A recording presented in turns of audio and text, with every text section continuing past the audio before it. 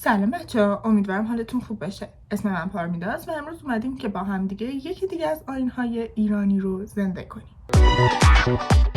بچه‌ها من می‌خواستم این ویدیو رو روز دوشنبه آپلود بکنم که تا چهارشنبه به دستتون برسه، چون که خب چهارشنبه جشن سده بود و من توی این ویدیو میخوام کاملا راجع به جشن سده صحبت کنم. امروز ما توی این ویدیو همه چیز رو راجع به جشن سده مورد بررسی قرار میدیم. از اسمش، چرا اسمش سده است، چی کار میکنیم توش، چه آیین‌هایی داریم، دقیقاً مردم دارن چه چیزی رو جشن میگیرن هنگام جشن سده و هر چیزی که به ذهنم اومد که میتونه برای شما سوال ایجاد بشه برای جشن سده رو من توی این ویدیو بهش پاسخ دادم. اولین سوالی که ما میخوایم راجع به جشن سده بهش جواب بدیم اینه که سده یعنی چی و چرا اسم این جشن سده است.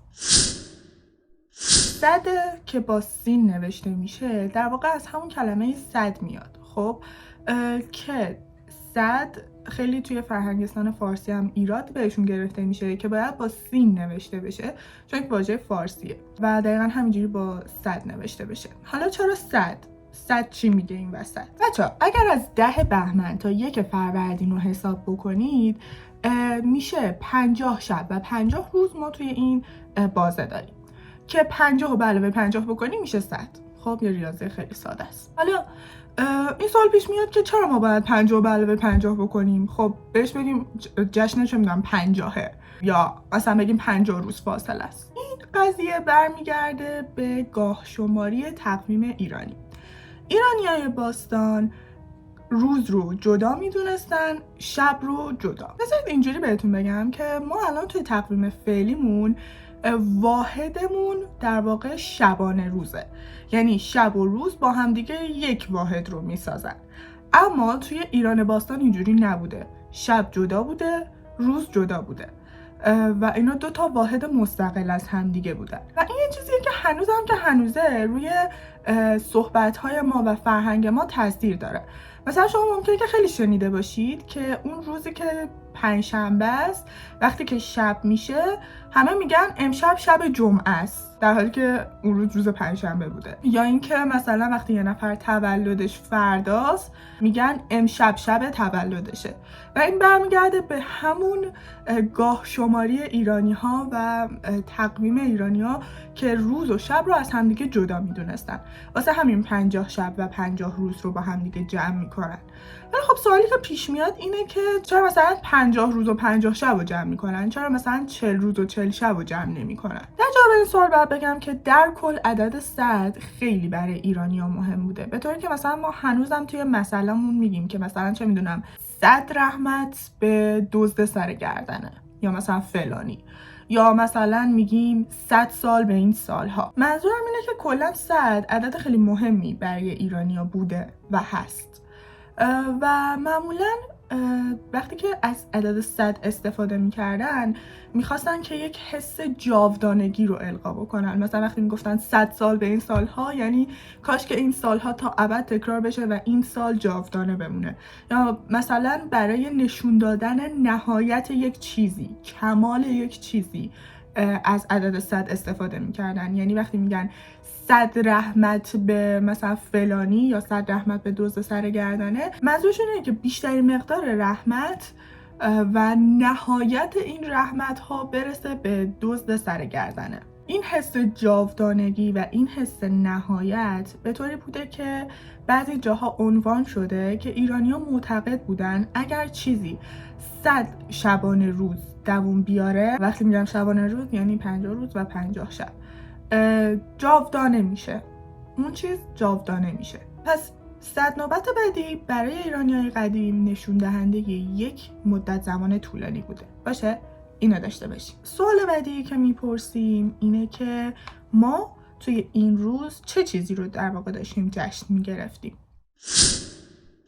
قبل از اینکه این بخش رو شروع بکنم بهتون پیشنهاد میکنم که حتما ویدیوی اهمن و بهمن رو نگاه بکنید و این باعث میشه که یکم بهتر حرفای من رو توی این قسمت متوجه بشید. شادی و رقص و پایکوبی تا همین امروز روشی بوده که به ایرانی‌ها کمک میکرده که به مشکلاتشون فائق بیان و در واقع جشن گرفتن برای ایرانی‌ها صرفاً خوشگذرونی نبوده، بیشتر شبیه یک پیام بوده. این پیام که ما زنده ایم، آماده ایم و نمیترسیم. در واقع جشن سده در شروع چله دوم اتفاق میفته.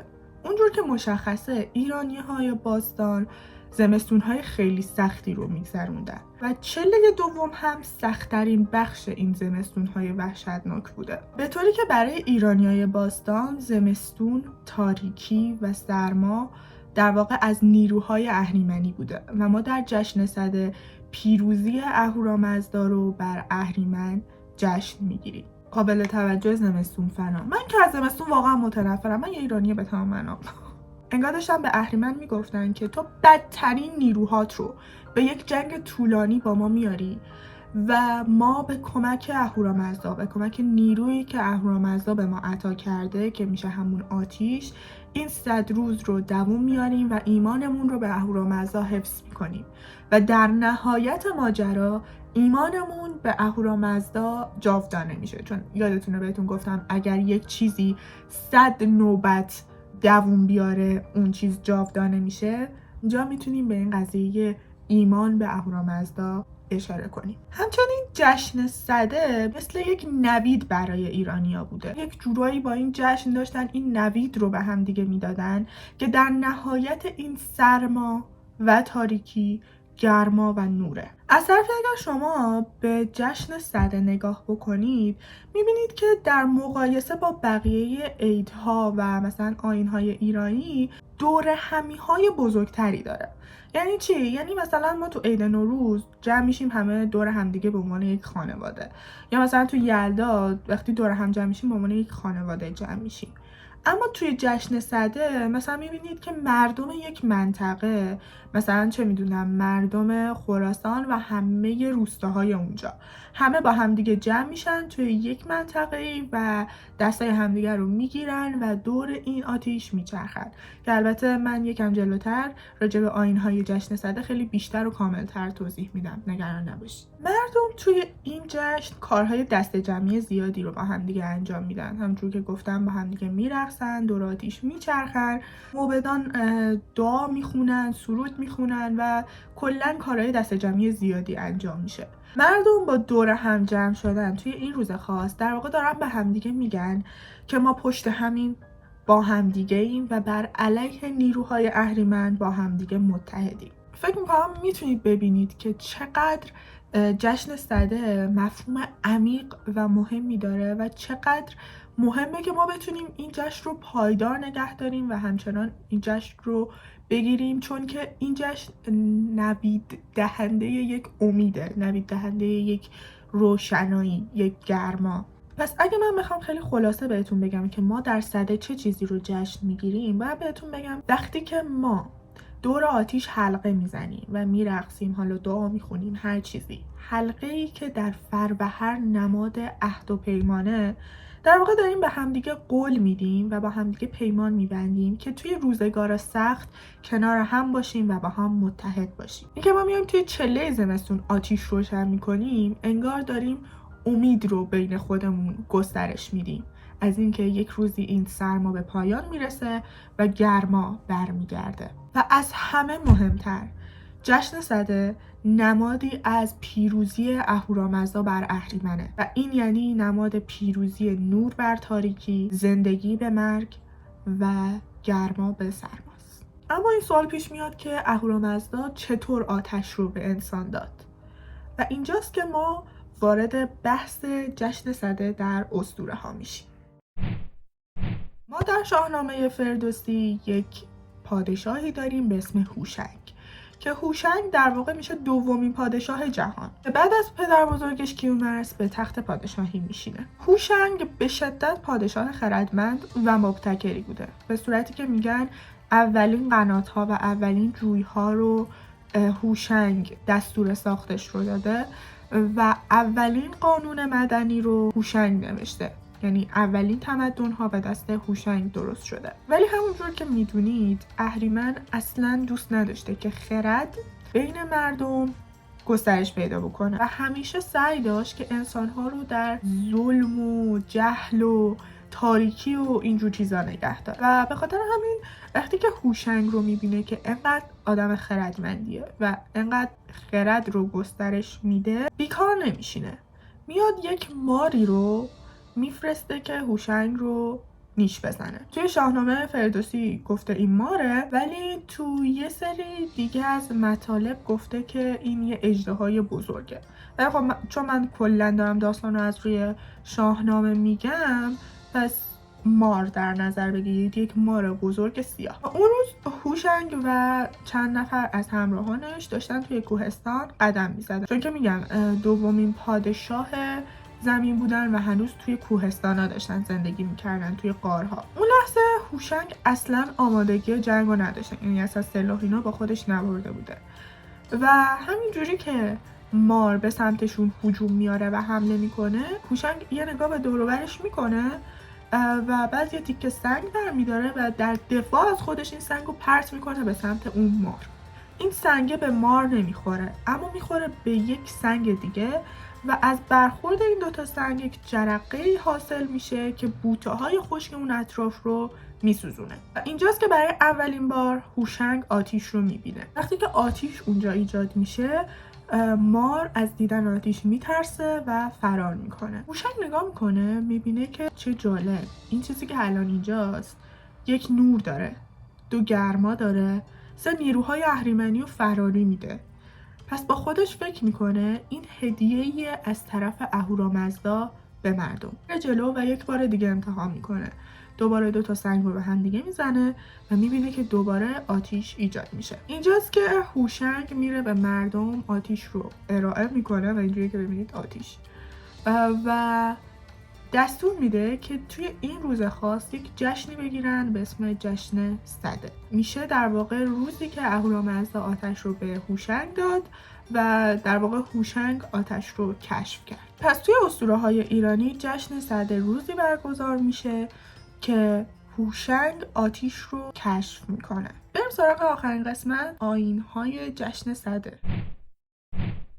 اولین قدم و مهمترین قدمی که احتمالاً همه تو ذهنشونه و همه میدونن راجع به جشن سده اینه که مردم از گوشه و کنار جمع میشن یک جا و اونجا با کمک همدیگه یک آتیش خیلی بزرگی رو ایجاد میکنن و بعد از اینکه این آتیش درست شد، حالا دور این آتیش حلقه میزنن، میرقصن، سرود میخونن، دعا میخونن. و به هر حال بچه‌ها، دعا همیشه یک بخش جدا نشدنی از آیین‌های ایرانیه. یعنی ما مثلا به هر زبونی که باشه، به هر طریقی که باشه، توی آیین‌هامون اون دعا رو داریم. حالا علاوه بر اون ستایش ها و اون بخشای از اوستا که موبدان و بزرگان میخونن، یه بخشی هست به اسم آتش ستایش. همه مردم این بخش رو میخونن که این ستایش به این صورته که درود بر تو ای آتش که از خداوند روشنایی گرفته ای. ای آتش فروزان، تو نماد روشنی و زندگی هستی. در این شب تاریک تو درخشیدی و ما را از تاریکی رهایی بخشیدی.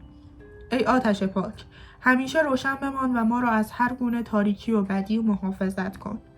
اهورامزدا، از تو درخواست داریم که آتش را برای ما، برای جهان و برای همه مخلوقاتت همیشه درخشان و پاک نگه داری. درود بر تو ای آتش که دشمنان نیکی را میسوزانی و همیشه در کنار ما میمانی. و یه دعای دیگه هم میخونن، چون که کشاورزها و مردم ایران باستان اعتقاد داشتن که روشن کردن آتیش میتونه دیو خوشسالی رو دور بکنه.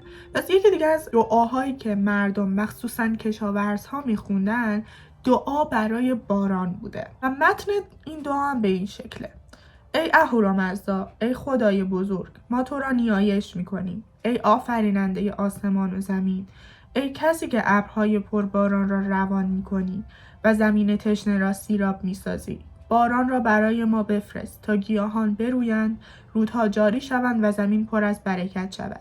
ای میترا، ای ایزد روشنی و راستی، بگذار ابرهای بارانزا بر سرزمین ما سایه افکنند.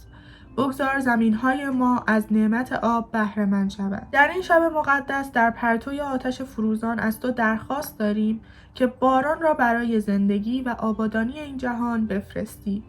درود بر تو ای اهورامزدا و درود بر فرشتگان باران. مردم توی مناطق مختلف ممکنه که توی جشن سده لباسهای رنگی رنگی بپوشن، مخصوصا لباسهای محلی و اینجور چیزها، و بیشتر این لباسها رنگشون به سمت قرمز و زرد و نارنجی و این رنگهایی که تو رو به یاد آتیش میارن، یا طرحهایی دارن که نماد خورشید و باران و نماد آتش و اینجور چیزا دارن روی لباسشون. اما غالب مردم توی این روز لباسای کاملا سفید میپوشن. کلا رنگ سفید نمادی از پاکی و نور و مثلا زندگی و اینجور چیزاست. همچنین برای ظاهر مردم میتونم بگم که توی یه سری از مناطق مردم توی روز جشن سده حنا میذارن. یکی از فرهنگ هایی که متاسفانه از جشن های ما حذف شده و من هر دفعه اینو میگم، نقالی و قصه گوییه. توی همه جشن‌های ما یه زمانی بوده ولی الان تو هیچ کدوم از جشن‌های ما نیست. و معمولا مردم توی جشن سده می اومدن داستان هوشنگ رو تعریف می‌کردن، از دلاوری‌های هوشنگ میگفتن و از کمکی که آتش و اهورامزدا به پهلوانای ایرانی کردن. این جشن هم مثل جشن‌های دیگه یه غذای خاص داشته و غذای مخصوص جشن سده نان سرک و آش رشته است. آجیل و چای و اینجور چیزا هم که تقریبا تو همه جشن‌های ایرانی هست. اما این جشن یک تفاوتی با جشن‌های دیگه داره، اونم اینه که مردم توی این جشن خیلی روی این قضیه پافشاری میکنن که ما پشت همیم و اجازه نمیدیم که این زمستون سخت ما رو از هم دیگه جدا کنه. ما با هم دیگه متحدیم و توی این زمستون سخت پشت همیم. به خاطر همین مردم این غذاها رو، یعنی نان سروگ و آش و آجیل و اینجور چیزها رو بین نیازمندان پخش میکنن. این کار یک نمادی از برکت و بخشندگی آتشه و از طرفی موجب ایجاد دوستی و نیکی بین مردم میشه. حالا دوستان این کاری که بهتون میگم آینه جشن سده نیست، صرفا یه پیشنهاد از طرف من. چون که من خودم خیلی یادم میره همیشه سبزه رو بذارم، تصمیم گرفتم که از این به بعد شب جشن سده این سبزه رو بذارم، بلکه یادم نره، چون یه مناسبتیه. به شما هم پیشنهاد میکنم که این کار رو بکنید، حتما شب جشن سده سبزتون رو بذارید برای عید، سبزای عیدتون رو. خیلی خب بچه‌ها، اینم از این ویدیو. مرسی که تا اینجای ویدیو همراهم بودید. امیدوارم که از این ویدیو لذت ببرید و بتونید از مطالبش استفاده کنید. تا یه ویدیو دیگه، خدا نگهدار.